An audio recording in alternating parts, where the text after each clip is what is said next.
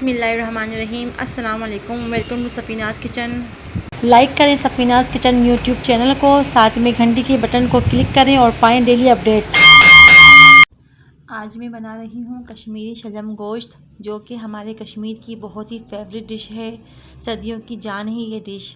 तो चलिए बनाना स्टार्ट करते हैं। कुकर में हाफ़ कप ऑयल शामिल कर दें और जब ऑयल गर्म हो जाए तो आप एक छोटे साइज़ की प्याज को बारीक कट करके ऑयल में शामिल कर दें और गोल्डन ब्राउन कर लें। जैसे ही प्याज गोल्डन ब्राउन हो जाए तो आप इसमें हाफ़ के जी गोश्त शामिल कर दें और साथ ही 2 टीस्पून लहसुन अदरक का पेस्ट भी शामिल कर दें और गोश्त की भुनाई कर लें।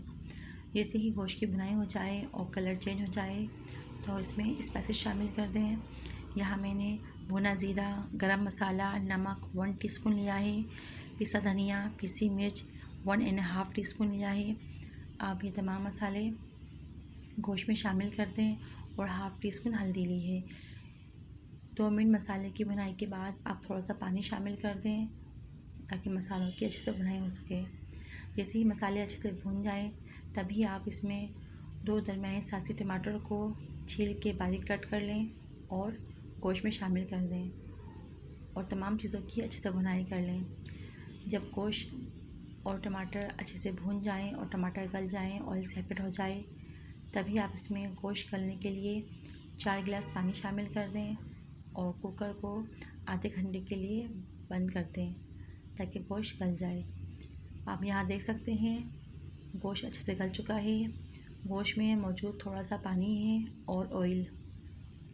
यहाँ मैंने हाफ़ के जी शलजम लिए हैं और इसके दरमियाने पीसेस कर लिए हैं।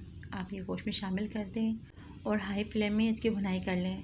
2 मिनट भुनाई के बाद आप इसे दम पर छोड़ दें ताकि शलजम गल जाए। इसमें एक्स्ट्रा पानी बिल्कुल भी शामिल नहीं होगा।